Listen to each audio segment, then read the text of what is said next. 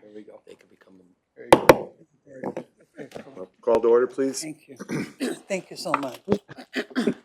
Public comments related to agenda items? Anyone?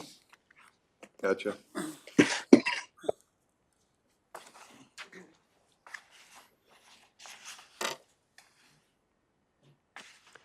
Just in terms of drought, I check every once in a while the reservoir levels, and because the state is experiencing a drought, it might be nice to have them more than once a month, just to keep track, and also to help people understand that they're not in great danger, you know.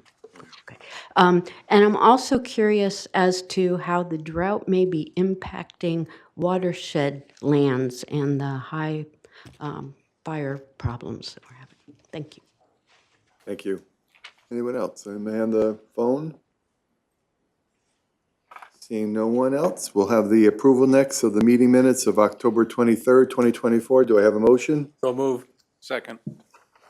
Any additions, deletions? Nothing, seeing nothing. All those in favor, please say aye. Aye. Aye. Opposed? Motion carries. Consideration and potential action regarding customer service grants administered by Operation Fuel. Who would that be? Scott? Kelly Shane. Kelly? Oh, CAO. thank you, Kelly. Move approval. Is there a second? Second. Okay, thank you. Go ahead. Thank you, Mr. Chairman. Kelly Shane, Chief Administrative Officer. If you'll recall, at the last meeting, we had Operation Fuel here for a presentation and their request to increase the funding for the budget for this coming year, 2025. And during that discussion, I had mentioned that we were in the process of looking at our 2025 contract because it is a renewal year. And in that contract, we have terms and conditions and qualification requirements. So I was bringing back to you as a follow-up to that meeting, the discussions that we've had with Operation Fuel. And just to go back to this first slide here, we've been with Operation Fuel administering our customer assistance grants since 2018. We've had the same budget with them since 2018, which is $50,000, and that's inclusive of their fees, their administrative fees to manage the program. We do have additional funding for the program through customer donations, and recently those customer donations have doubled because we added the opportunity for customers to add in more than $1 to their bills when they come through in their paper bills, when they can write in an amount, and we have gotten additional donations through that process, which has been great from those who pay their bills through their coupons. So that's been wonderful. So just as an update, for 2024, our program ran out of grant funds. We did discuss it last meeting in the May-June timeframe, and we awarded 113 grants across all of the member towns and non-member towns. That's 113 grants, and the maximum value of those grants that we had in our contract that we currently still have active, the 24 contract, the maximum value of the grants were up to $500. This 2025 contract renewal will include updated grant terms and qualification requirements that we're sharing with you today that are in the resolution that you just brought forth. Operation Fuel is also going to implement a brand new application platform, online platform. It's much more modernized. It's going to streamline the application process. And with that streamlining of the application process, we are also working with Operation Fuel to streamline the administration of the applications, which means additional ways to qualify in a more standardized way. Things like employment income verification and things like that, which I'll get into. But our mutual goal is really to provide more grants to district customers in need and hopefully keep the program running throughout the entire year instead of having to shut down the application process and not provide any more grants just midway through the year. That's our hope with this year's budget and your approval and the board's approval of that budget. So just to go over the updated guidelines and criteria here, we did bring down the maximum amount of the grant per household per year to $400. We also made very clear in the criteria, because it wasn't as clear, that the grant amount cannot result in a credit balance on the customer's account. What has happened in the past is from the time, and again, the grant approval process with Operation Fuel may have taken a little longer in the past because they didn't have this nice online platform that they're implementing this coming year. So approval process may have taken longer, and in that time, a customer may have paid more on their bill, and so the grant award amount might have been higher than what their outstanding balance was at the time of the award.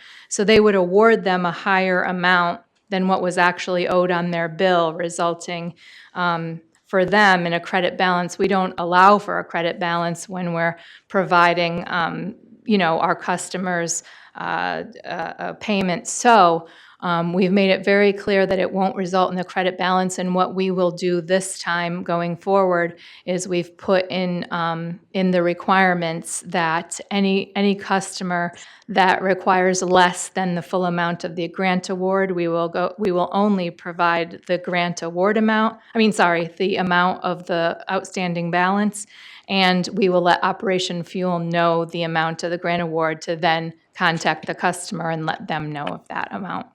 So that will allow our grant dollars, to go further when that does happen. To qualify district customers, and this is not a change, it's just the verification of this has changed. So in order to qualify, district customers need to live in a household with verified income up to 75% of the SMI, which is the state median income. And that's verified by Operation Fuel. We used to last year, the terms were to require a certain amount of, I think it's 4 months worth of income, and they would have to actually verify it for all members of the household. Their standard procedures for verification was also to accept other forms. There are letters that they can accept. The names of the letters are actually in, I believe, the information in the resolution. I just don't have them on the sheet here. But it's a way to streamline the verification process. There are other fuel, like electricity and gas companies will accept through Operation Fuel, as a matter of fact, certain letters that verify the income already. So we've allowed for that this year, which will streamline that process. Customers also have to either have received a shutoff notice, currently have no water service, or they might need assistance in order to prevent their water from being shut off. They also need, or they also need to have a past due balance of 30 days or more. Those requirements haven't changed.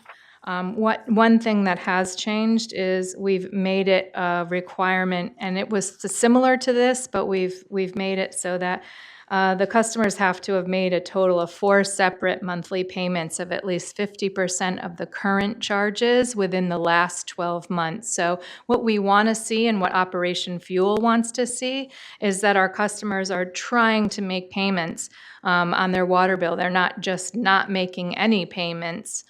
We do have customers that do that, and we're trying to work with our customers. so to make sure that they are trying to make payments. So 50% of their current charges does not mean the total outstanding balance. We know people get behind, and those are the people that are most in need. And so we're trying to look for customers and trying to help them make sure they're at least trying to make some payments. So we think 50% of the current charges make sense. We've had that in here, that part of it in there. But we also had allowed for a certain percent of a lump sum payment to make sure that, if they've tried to make a larger payment. What we don't want is a customer to make 4 payments of $10 all in 1 month and qualify for the program. So we put in that it had to be 4 separate monthly payments this time. We will make exceptions for those customers that are in need. The new platform will identify those with a high score of those in need based on certain factors. I think Operation Fuel described those factors: people with medical conditions, young children, and others. And we'll always come back to the district to ask us to review a customer's payment history. If they have made large payments to try to get some of their their outstanding balance, total outstanding balance, taken care of, but may not have made actually 4 separate monthly payments, we will work with them to approve a grant if we feel that that customer is in need to make that happen, and they are making the attempts to work with us to make payments.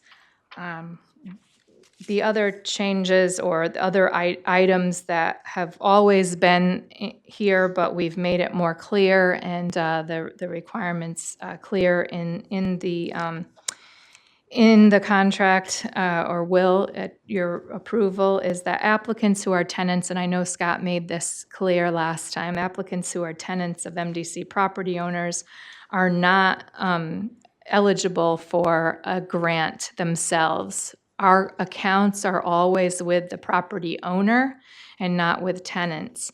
And therefore, it was rare, but it did happen where a tenant received a grant. So we worked with Operation Fuel to make sure that the name on the invoice that they're presenting is the actual name of the person that is the applicant. And we do not issue a account for a water account to a customer who's not on the assessor site as the owner of the property.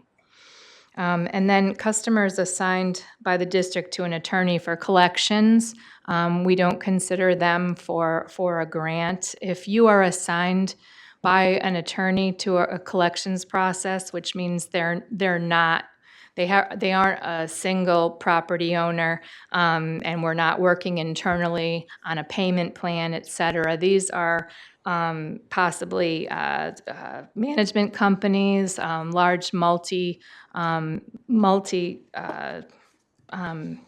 like apartments, and those are the ones that we can't shut off. So we often, when they're in arrears, we can't send shut off notices. We can't do those things. So we take them through the collection attorney route. So we don't want to also, because they're typically in receivership, which is going through the court system, we don't also want to provide them with a grant. And that's really what I have. It's more specific in the resolution, and if you have any questions for me, I'm happy to answer them. Questions? I have one, Kelly, was that somehow it was under the assumption that these were from member towns, not member and non-member towns. Has that always been the case? No, these are all towns that we serve, because water service. And is there a process whereby member towns, clients or customers would get preference over non-member towns, or no? No, as we discussed with Operation Fuel, their system is more, when it's open to all customers of the MDC. They prioritize within their system a point system based on need, and it's really based on who applies for the program. Gotcha. Yeah, Mr. Chairman? Thank you, Mr. Chairman. Mr. Curry. I had asked the same question of District Clerk Myrtle, and because my interpretation was the same as yours, and non-member town is a non-member town, but is a water, is a customer of MDC. It's not a non-member town like Bridgeport or wherever else in the state. They are a customer of MDC. I got it. Okay, thank you for that. No other questions? On the phone, anyone? Seeing none? Yes, I have a question. Commissioner Clark. Commissioner Clark? Yes, the report that employee just gave, is it available prior to the meeting so that we could review it?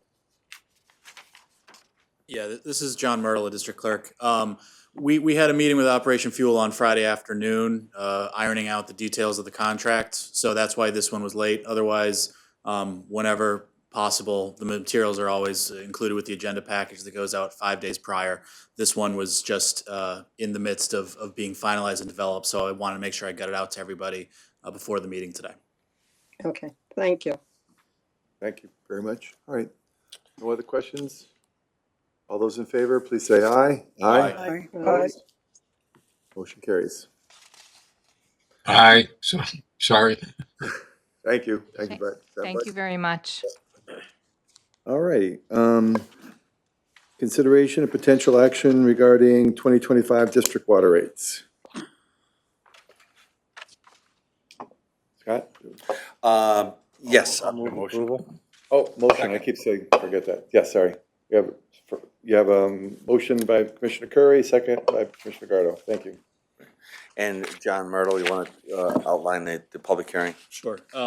This item is the proposed water rates for 2025. The rates were posted publicly near the end of October for the public hearing, which occurred on November 7th. And now it's before Water Bureau for their approval. Can we have a basic summary of any changes in the water rates? I see there are very few.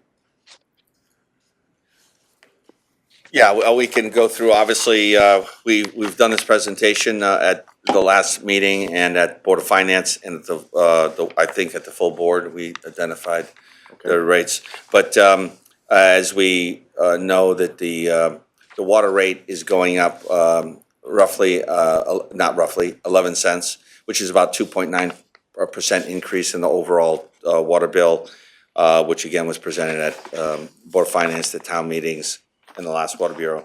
And that's really the most significant increase.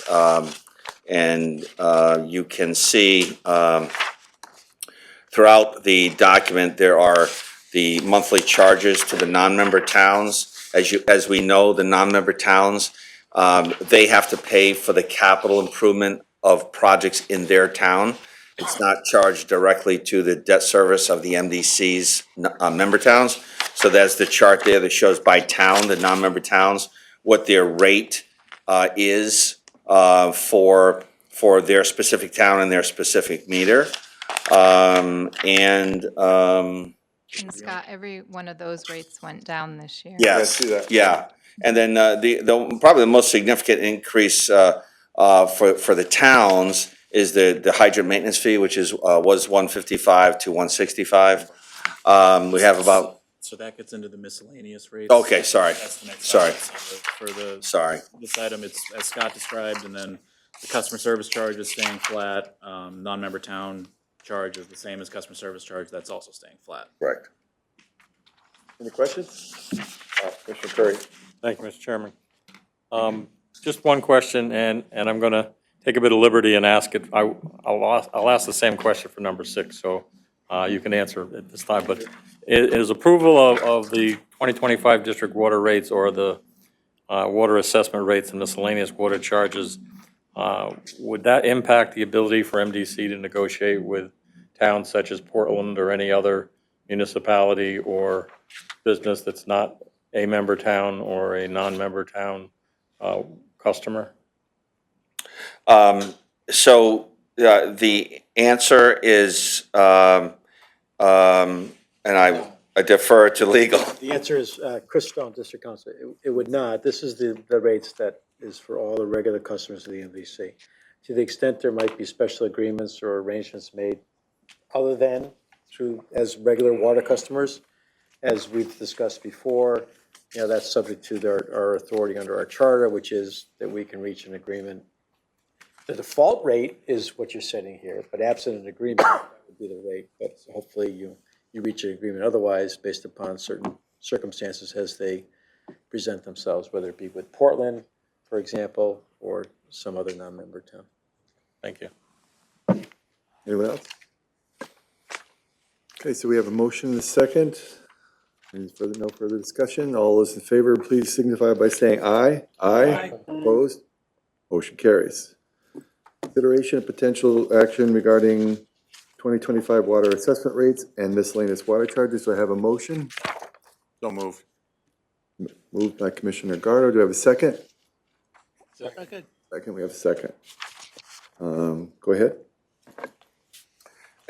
Yes, so we just talked about the miscellaneous rates, as we mentioned, the fire service rate for hydrants, the CAP charge for the non-member towns. There is some minor changes we talked about it at Water Bureau and at BPW regarding meter pits as proposed with or without bypasses. And I believe that was the administrative charge, which we talked about at the board level and at finance. This is a charge, the $110. This is a charge that we've had really since 2016. And then the process we've changed dramatically with closing. We used to have us send an employee out to do a final read at every closing, 400 closings a month. And that became cumbersome and overwhelming. And so we implemented a bunch of changes with Chris Stone's help and legal in changing the way in which we do closings. And so now we do an estimate, a guesstimate that we can true up. And so that charge is switching from a operational physical inspection of the meter fee to more of an administrative fee, because it does take up a lot of time. 400 closings per month is still, it costs a service where other customers are paying for the closings associated with sale of property, and we're rightly putting it on the closing that's causing that workload. So that's a change in name, but is the same fee of 110. Question? Yes, Mr. Chairman. Yeah, Commissioner Gardo. So, and I might be confused about the miscellaneous items. There was an email that came out from Attorney Myrtle last Friday about a $9 sewer charge, okay? Which goes on the water bill, okay? And I don't see it here. So how is that reconciled? Because the Water Bureau, I think, would work on the bill, but then you sneak in this other stuff. Yeah, so If you, and but, yep. you know, it might be cool, but I kind of didn't understand what this was, and I don't know if this is the right time to bring it up. Fine. Okay. So, as you know, in 2018, or maybe I think it was 2018, we implemented, after the Raftella study, and we were looking at cost of service and how do we actually charge our towns for ad valorem. We believe, the board believed, we passed an ordinance to actually implement a customer service charge for the sewer side, like the $14.95 on the water side for the water. And that was really meant that it was $3, it went to $6, then it went to $9. And that service charge is really meant to, you know, the customers, the command center is 24/7. So our staff is supporting customers 24/7 as it relates to their sewer service. And there was no way to properly charge for that until we adopted this customer service charge. So that $9 generates roughly $10 million in revenue. That lowers ad valorem by $10 million, so the towns are not paying for it. The customers themselves are paying for that service. And that $9 is discussed in the BPW, but it is shown up on the water bill. The email that John sent out it was a reminder. The board passed in 2022 or 21? 21, we brought to the board and said, look, we've got customers that have more than one sewer service, like the hospitals, like condo associations. And we said, it's not fair that they're only getting charged one sewer $9 charge when you got 100 sewer laterals. So the board agreed that we would start to charge by sewer lateral for the property. And so this was just a reminder to the commissioners that you approved this in 2021, and we're now got the point of all the data that we can actually start to bill these people. So some people might have, I'll use Bloomfield as an example, you might have people in Bloomfield that have a sewer service from the MDC, but no water. So no water, no bill. But now they're gonna get, hey, you're gonna start to get this $9 charge, and we need to set up a customer service account that they've never had before. So that was the intent of the email from John on Friday. Okay, that clears it up a whole bunch. Thank you very much. Yeah, no problem. DPW acted on it at 4 o'clock today. They have a comparable resolution with miscellaneous rates, and the $9 customer service charge was approved there. And then at the board have both water and sewer miscellaneous rates. All right. Thank you very much, folks. Anyone else? Oh, Commissioner Gale? Yeah, thank you, Mr. Chair. Question on the new change of ownership fee. It strikes me that there is no similar fee when you're changing your electric service or changing natural gas, these other utilities. So how do we differentiate ourselves, and how do we justify that we should be entitled to make this charge and Eversource and CNG should not be making the charge, or they are not making the charge? Commissioner, that's your decision, not mine. But the technical aspect of why we should be, our ordinances say that the meter stays with the house. So when somebody leaves their home and sells their home, the meter data, the bill stays with the house. Unlike CNG or Eversource, they actually go after the person who created the bill. We don't do that. So if someone owes us $100 or $1,000 and they move to California, we don't go after them in California. We attach it to the house. I could ask Chris Stone, I don't know why, but that's the way. On the Chris Stone District Council, on the two examples you gave, gas, electric, they don't lien properties. They may take a collection action, or more significantly, they may shut off service. We shut off service very rarely, and only during certain times of the year. We want the bill to stay with the property, and therefore we want the new owners to recognize the bill and the fact that as owners, they're responsible for the bill. So having some continuity of ownership, making sure that the old bill's paid by the prior owner, therefore our work administratively to make sure we get a final bill, make sure that it's paid so that the new owner can start fresh, rather than having the possibility of having that bill not paid, having a lien attached to the property for the new owner who may not have any knowledge of it happening. So it's a little different situation than what you have with the gas and electric companies, where they can shut off service and we don't. It's interesting because it is a little different. And frankly, it seems to me the MDC is in a much better position than Eversource or CNG, because you always get paid, we always get paid because we have a lien on the property. Eversource and CNG are constantly not getting paid when people move out. And now they are regulated by PURA. So I would assume that if they wanted to do something similar, it would have to be approved by PURA.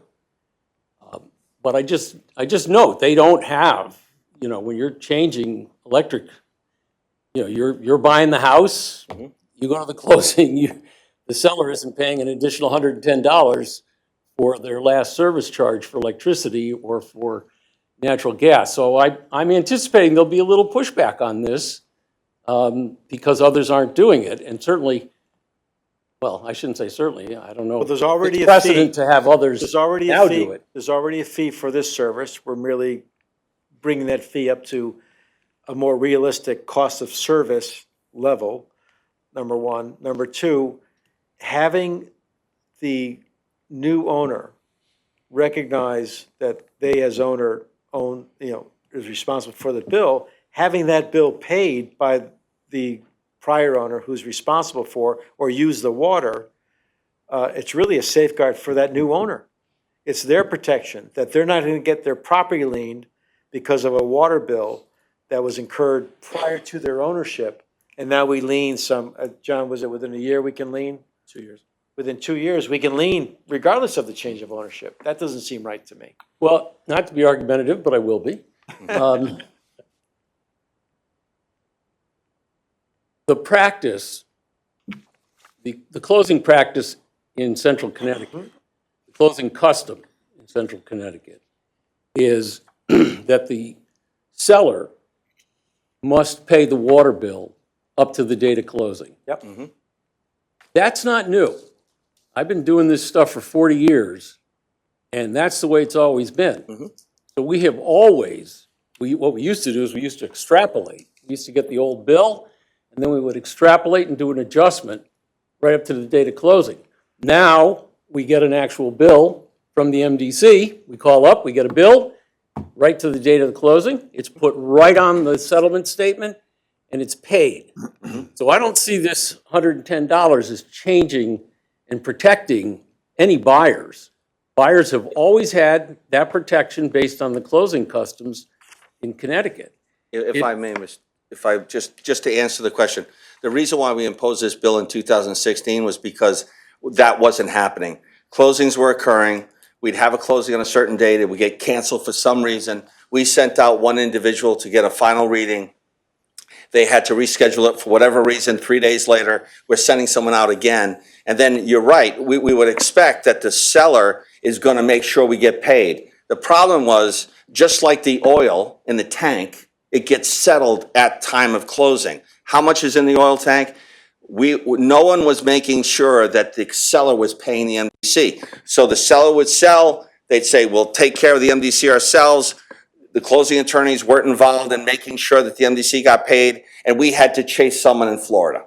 And so we made these significant changes, and to Chris's point, if we didn't do that, we, as our ordinances say, the bill stays with the property. So we have to go after the new owner for the outstanding balance. And so remember, 400 closings a month, and then let's assume 10% of them are rescheduled for whatever reason. Now we have a process which is more simplified. It takes less labor, skilled labor, to go out and physically do an inspection, but we still have the administrative costs to handle closings. And if you look at the Raftelis report on the sewer side, the cost of service, where does it cost the MDC to do its business? And that's where it should be charged. And that's the only point. We don't disagree at all with you, but the point is, if our staff is spending X amount of time on closings, should people who aren't selling their house pay for that? That's the question. No, I mean, listen, I get it. Yeah. I mean, I think all commissioners need to understand that this is not any greater protection for buyers or sellers. There's no change in the protection for buyers or sellers based on this $110 administrative fee. To your point, it is going to cover the costs that we have for chasing people, et cetera, et cetera. My only point was the electric company seems like they have the same costs. They're not collecting any money for it. We're going to take some pushback on that. And they can go to their grid and turn the power off. If a homeowner And we is can't. buying within Eversource's district, and they owe Eversource money, they will not get power turned on to their new property. We don't have that ability, right? So if a homeowner sells their home in Newington and buys another home in or Rocky Hill, we don't have the right to say, you owe us money in Newington and we won't turn you on in Rocky Hill. Because our ordinances say that the sale, the meter goes with the sale of the home or the business. So we could change the ordinance, but that's what our ordinances say. Well, the other part of it, and I don't want to be argumentative, But I will. but I will, no. The other thing is, it is a benefit to the buyer, because they have some comfort in knowing that whatever the bill was as of the date of closing, it's getting paid. If it doesn't get paid, then you're gonna hold money in escrow, and you're gonna incur more legal fees, because someone's gotta administer that escrow account. And maybe get that paid later on, once you get a quote-unquote, a real final read. Estimating it has been the practice, and when I used to get involved in closings, we used to have to escrow a certain amount, just in case, right? But this avoids that problem.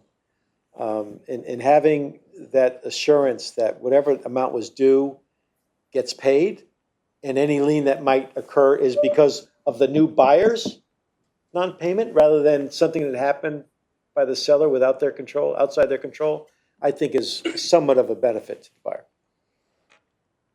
Commissioner Mr. Curry? Chairman? Thank you.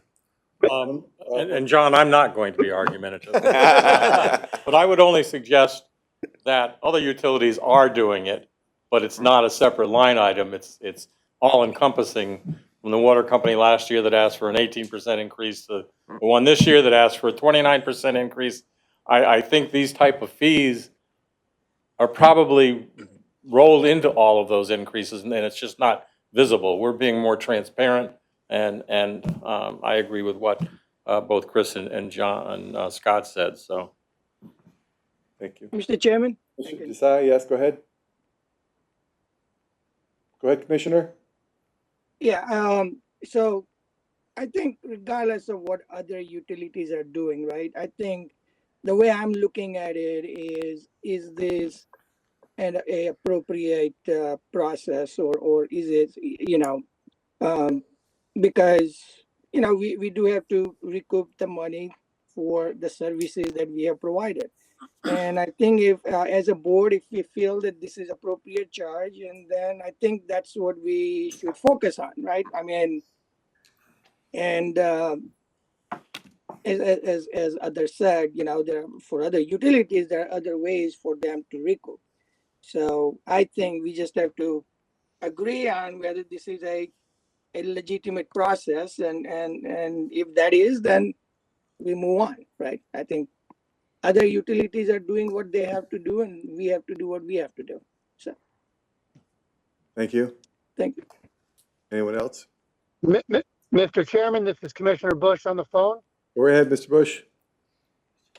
I just want to say that I do a lot of real estate transactions in my day job, and that this fee is not noticed by anybody for the most part. It does protect the buyers against water bills that may have accrued over time, and I fully support the fact that we're making this charge. It's just easy for everybody involved. It's paying the bill at the point of use by the person who's incurring the fees. So I fully support it, and just wanted to put that out there. Very good, thank you. Anyone else? Hearing none, all those in favor, please signify by saying aye. Aye. Opposed? Motion carries. Aye. Number 7, discussion regarding the meter pits. We have, I believe, a brief presentation on this? No, I don't know. no? It's on the agenda. We're happy to talk about it. Okay. But I don't know what the questions are. I know Commissioner Salemi had asked for a breakdown of the labor versus the meter pits. We're happy to talk about anything, but we've already given, multiple presentations on this, so I don't know what else we can discuss, but whatever you'd like to discuss, we're happy to talk about. Well, I mean, there was a confusion. Mr. Chairman. Yes, go ahead. Hi, Commissioner Salemi here. Yeah, I did ask, Scott, thanks for bringing that. I did ask because when we first got the costs back for the installation meter pits, they were, the first round, they were all under $2,000, some as low as 1,600. And that was my question, was the meter pit. Yeah, to me, you got the fittings, the meter, the actual pit, the encasement thing itself.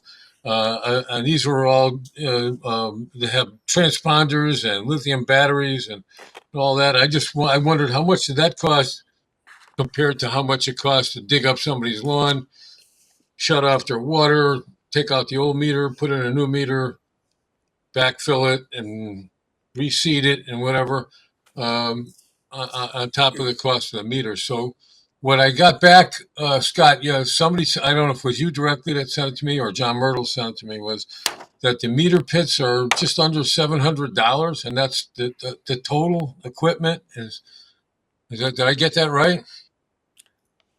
Yes, there's an email from John Myrtle, what date did you send it? The 12th. So, yes, Commissioner, the information you received, the material cost is ranged from $543 to $963, and the install cost ranges from $700 to $1,500, or $1,958 was the highest on Wickham Hill. So that ranges from $700 to $1,900. But yes, the total unit cost, as you requested, low is $1,200, high is $2,700. I think is the highest for. I'm assuming that, and I think that's the price for the equipment is. I'm assuming we're buying that in bulk from the manufacturer of the meter and stuff, and then that's a cost. That's our cost, or we've negotiated some kind of cost because it seems like a really good price. And the last for all that equipment, and then the last thing was we're actually removing the old meter from inside the house. So what are we doing there? Are we just putting in some kind of spacer or something where the meter used to be? We're not doing any plumbing inside the house. We're just taking the meter out and putting a spacer in or something? Yes, correct. Okay. Well, I'd have to say that you answered my questions. I certainly appreciate, the details. Like I said, I was trying to understand the costs, and to me, it seems like both ends, the material and the labor and equipment charges for backhoes and everything all seem to be, extremely reasonable, especially in the climate that we have right now, where, costs for everything are sort of skyrocketing. So I'm satisfied that you let us know on this, and you gave us the details, and I appreciate it. So thank you very much, and I don't have any further questions on it. Thank you, Commissioner Salemi. I brought this to the committee because a few months back, we had a discussion of a water meter pit in East Hartford that had run around, it was like $5,000. So that's why we were, the concern was, but I think in your presentation to the Board of Finance, not so much to here, but in Board of Finance, you laid out the fees, and Commissioner Salemi's now gotten that even more detailed. So I think I'm comfortable. I wanted to make sure everybody else was comfortable on the discussion. Any questions? Anybody else have anything to add? And just to clarify, Mr. Chairman, Yes. the $4,900 that we identified at the property in East Hartford was MDC staff installing that, and there was more things done on that property. And as we talked about, when our staff is, all of this work, these numbers, this represents lots of engineering due diligence prior to them bidding the work. So a lot of design, a lot of investigation. In some cases, our MDC staff are literally out there trying to understand, what is out there in the field. So these numbers are lower because all of the due diligence that was done by MDC staff, whether it's utility services or operations, isn't included in these numbers. When MDC staff goes out and does this work, they have to, their 4,900 includes the due diligence, Yeah. all of the work involved in investigation in the field.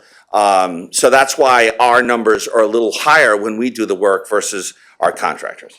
Okay, very good. Yeah, Mr. Chairman, I want to thank Scott for adding to that too, because that was the source of the question, the inquiry about it was, well, you know, it's got to be more than that because of all the other stuff. But you explained that the rest of it is the staff going through the old records, trying to verify where the thing really is, and all the rest of that stuff.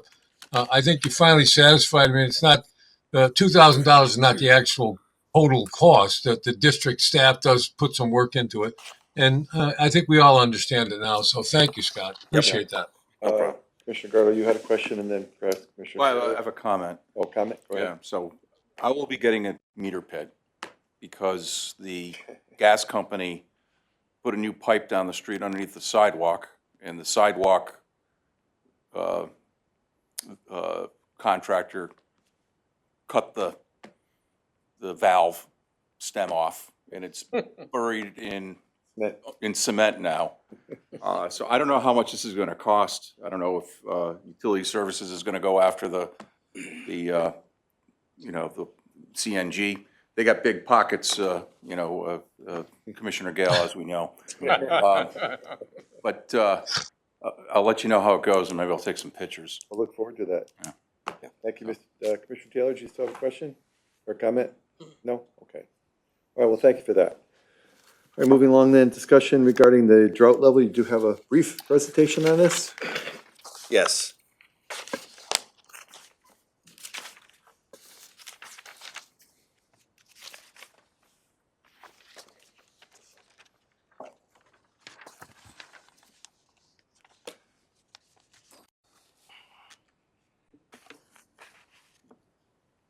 Good evening, Chris Levesque, MDC. Just going to go through real quick. As many of you already know, the state hasn't gotten much rain in the last month or so, or even a little bit further. So I believe the northwest corner, parts of Fairfield County, and essentially a stage 2, central and eastern part of the state is stage 1 drought, considered on essentially the state reviews of how much rain we've received and look at groundwater levels, those type of things as far as sustainability. Seen red flag warnings about forest fires, those type of things. I know Judy brought it up in the beginning of the meeting. We are very conscious of how we manage our land as well. So I know this board has received a few presentations by our natural resources group on how we manage our forests. So we don't manage our forests to have timber sales to generate revenue. That's not our goal. Ours is for watershed protection and natural resources, also for water quality. That's our primary goal. So we like to keep the trees healthy. Right now, they're going through the start of their dormant cycle. Right now, the deciduous trees. So those trees are healthy. If we were to cut one through, they're still full of water. So we're in a good situation there. But just to quickly go through, our approximately around 2020, I believe, Connecticut DPH requested all water utilities to send in weekly reports on their water supply volume. So we report weekly on percent full, available volume, precipitation, and days current supply based on the production rate. So we do have a drought plan. This board has seen that drought plan. I believe we presented it in 2022, all those triggers based on the 5. And we'll go through that pretty quickly. The state DPH has a statewide triggers based on the Drought Advisory Council that was put together a number of years ago. So they've developed that. The district's drought plan is much different than the state's based on our abundant supply. So as many of you know, we have over 40 billion gallons of water supply between essentially Barkhamsted Reservoir and Nepog Reservoir. So quickly go through.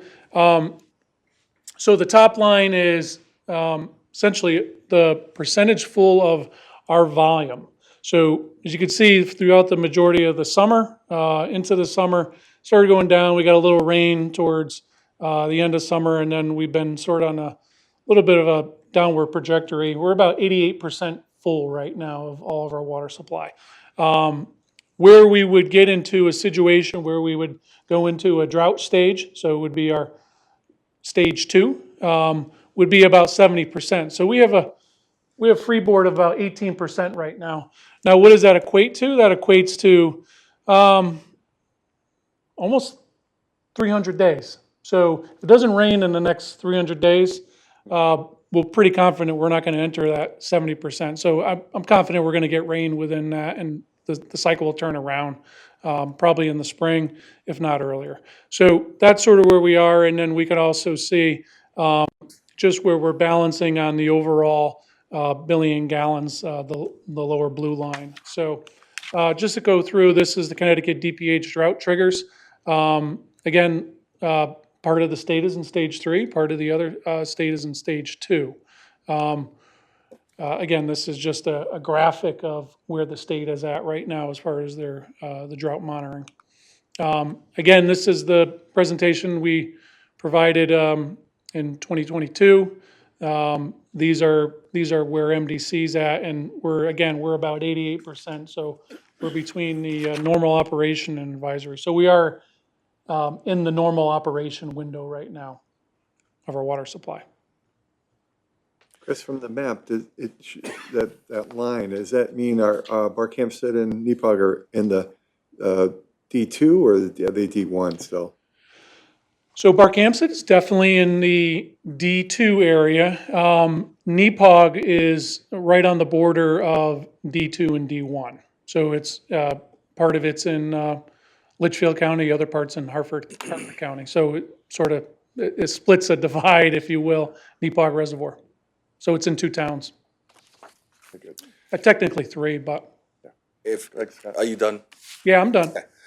So this is I think to answer part of Judy's question, the MDC has been debating this issue forever with DPH, and we don't see the same drought triggers that others do, unfortunately. Fortunately for our member towns and our non-member towns, but unfortunately the way in which they've created this advisory committee, we are the outlier.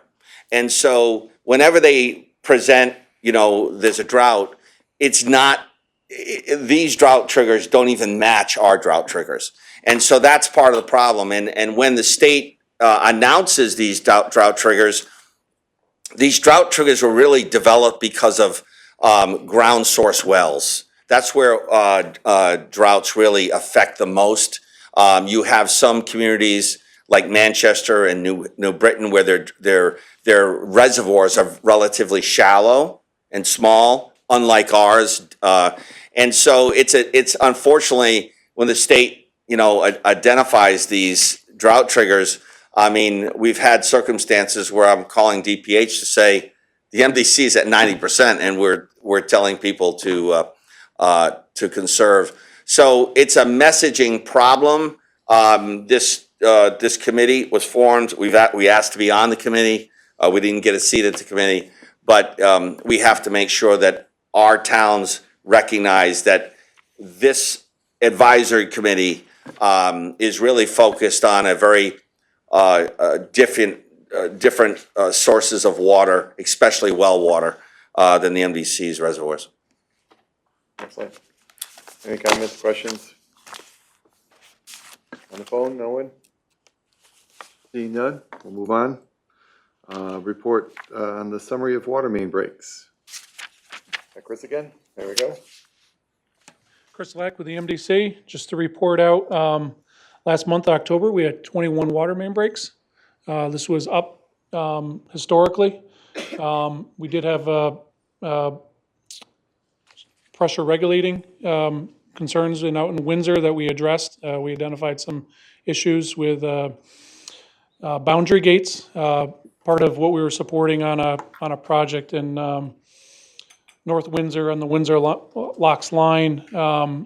Through that operation, supporting one of the developments, we did leave a valve open, which introduced some higher pressures into the system, resulted in a string of water main breaks in Windsor. We since resolved that.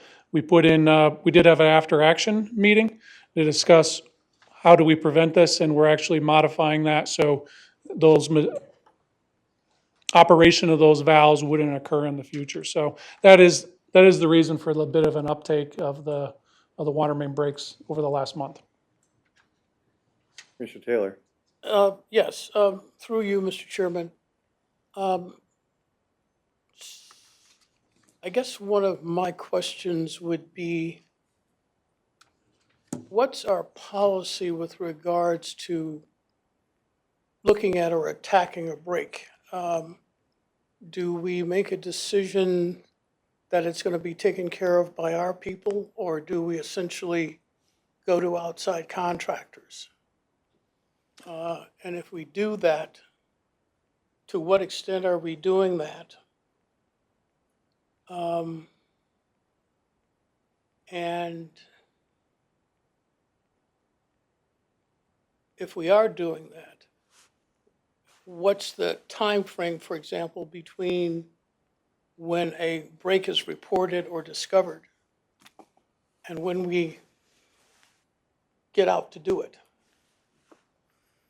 If I may. Yeah, Sure. you may, Chris. So our ordinances require that every live water main cannot be shut down by anybody but an MDC employee. So therefore, any water main breaks are addressed by MDC staff. So the shutdown process, when we created the customer service command center, we used to have our operational departments called in.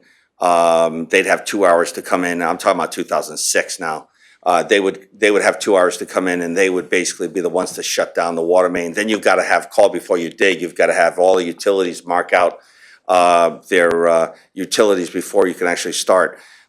In the command centers, starting in 2010, we actually now the utility services can actually address those shutdowns if possible. And then obviously MDC crews repair those water main breaks. If we have a water main that is a chronic repair, and I'll use Silestein Highway, which is a major project we'll be doing this coming year, which has consistently broke over time, then we'll create either a regular CIP project or a accelerated water main project that our contractors would do. But the shutdown and the repair of a water main break is done by MDC staff. Commissioner Taylor, does that answer your question? For the time being. Okay. Anybody else? Okay, thank you, Chris. You might be here for the next one too. Let's see. The next topic is the year-to-date water revenue. Oh, no, I guess not. Good evening. This is Mike Moore with MDC. I'm here to talk about October year-to-date water revenue, and I'll just touch on 3 or 4 things. In the packet, it was page 22, just after the water main data. Through October, our revenue is at 82.2% of full year. That's relative to October year-to-date being 83.3% of full year. So on a full year basis, we're 1.1% behind year-to-date. That's an improvement versus where we were at the end of September. At the end of September, we were 1.6% behind. So our total revenue is catching up relative to the length of year on a year-to-date basis. In terms of items that are driving us to be behind, the largest item is interest income investment under non-operating revenues. At this time last year, we were actually 850% of budget, and so we budgeted this year relative to our result last year, and we're closing in on the full year budget, but we're still just a little bit behind. So we're 77.2% on interest income, again, versus the 83.3% on a year-to-date basis through October year-to-date. On the strong side is water commercial. Commercial water revenues up at 91.7%. That's an improvement year over year. At this time last year, we were at 90.1%. So it's a 1.6% improvement. And that's helping drive some of our improvement versus last month as well. So that's a summary. I'll just stop here if there's any questions. Questions, anyone? The only point I made at the Board of Finance is our next year's budget has us higher, and we're not making this year's budget. So that's something we have to keep our eyes on. I know that on the sewer side, we're quite a bit up over projection, so that's more than made up for the losses here. But I wouldn't want to be too aggressive in next year if we're not making this year's numbers. Yeah, if I am sure. Sure. And so differentiate between water sales, water production versus the revenue, right? So as Mike mentioned, we're up in, we're not far off in our projections on water consumption, water build, and we're seeing an uptick as we expected to in the commercial industry. Our biggest challenge in the 1.1% through the end of October is really the interest, not water sales, not water produced or billed. It's really the interest that's really driving that 1.1%. But we are expecting to start to see, I had discussions last week with the Metro Hartford Alliance, and there's a lot of really great things happening in downtown. And we know that by Bushnell South. We know that by Arrowhead and all of these developments, 55 Elm, Trinity Street. There's lots happening, and we're going to start to see the benefits, start to reap the rewards of water consumption in Hartford with all the development. So we're very hopeful that we'll be okay. Very good. Anybody else? All right, then moving along. Opportunity for general public comments. I see Judy has left. Nobody's on the phone, so anyone? No?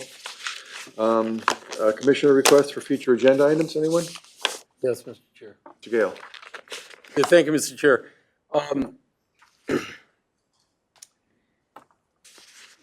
Recently had the opportunity to take note of the fact that here in Hartford County, and I think it's true throughout a great deal of the United States, we have not done a very good job of putting our utilities underground. Certainly in the heart of the city, there's no longer any overhead power lines or electric lines. But as you get on to neighborhoods, and certainly into the near suburbs, you find lots of overhead utilities. In your newer developments, as you get really far out, then they've required the utilities to be buried, and that's good for them. But you've got this whole middle area where utilities are not underground, and I'm certain that part of the reason is it's a huge expense to do so.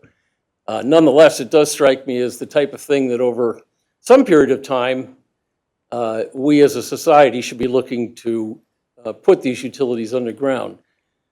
So I'm raising the question, since the utilities don't have the opportunity to dig ditches in the roads or anything, but the MDC does.